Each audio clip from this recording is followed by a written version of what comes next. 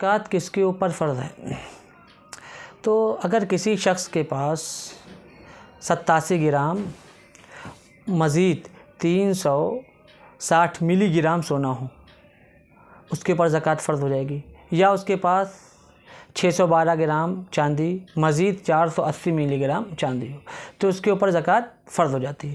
اور ان دونوں کے اوپر سال گزر جائے، سونے پر گزر جائے یا چاندی پر گزر جائے، اب وہ زکوٰۃ کا مستحق ہو گیا، اب اس کے اوپر زکوٰۃ فرض ہوگی۔ اور یا اتنا اس کے پاس مال ہو کہ وہ اتنا سونا یا اتنی چاندی وہ ایک ساتھ خرید سکتا ہے، اور اس مال پر بھی 1 سال گزر گیا ہو تو زکوٰۃ اس کے اوپر فرض ہو جاتی ہے، اب زکوٰۃ اس کو دینی ہے۔ دوسرا مسئلہ یہ ہے کہ زکوٰۃ کس کو دیں اور کس کو نہ دیں۔ تو زکوٰۃ اپنے اصول اور فروع کو نہیں دے سکتے۔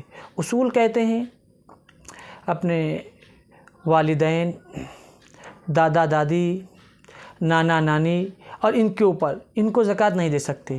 فروع اپنے بیٹا، اپنی بیٹی، پوتا پوتی، نواسا نواسی، ان کو زکوٰۃ نہیں دے سکتے۔ اس کے علاوہ اپنے ساس کو دے، اپنے سسر کو دے، اپنے سگے بھائی کو دے، اپنی سگی بہن کو دے، اپنی خالہ کو دے، اپنی پھپھو کو دے، اور کوئی بھی قریبی رشتہ دار ان کو دے، بلکہ انہی کو دینا چاہیے۔ کیوں؟ چونکہ اس میں اجر زیادہ ہے، چونکہ نبی علیہ الصلاۃ والسلام نے فرمایا کہ رشتہ داریوں کا خیال کرو، اور یہ فرمایا جو شخص یہ چاہتا ہے کہ اس کی عمر میں اضافہ ہو جائے اور رزق میں برکت ہو جائے فلیصل رحمہ، تو اس کو چاہیے کہ وہ رشتہ داروں کے ساتھ صلہ رحمی کرے۔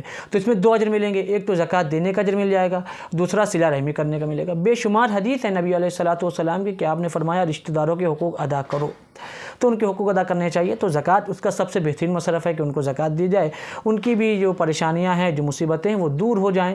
اور نبی علیہ الصلاۃ والسلام کا معمول بھی یہ تھا کہ آپ نے جب معاذ ابن جبل رضی اللہ تعالیٰ عنہ کو یمن بھیجا تھا تو یہ کہا تھا کہ وہاں کے غریبوں سے زکوٰۃ لینا، امیروں سے زکوٰۃ لینا اور غریبوں کو زکوٰۃ دے دینا، تو امیروں سے لے کر غریبوں کو زکوٰۃ دینی ہے۔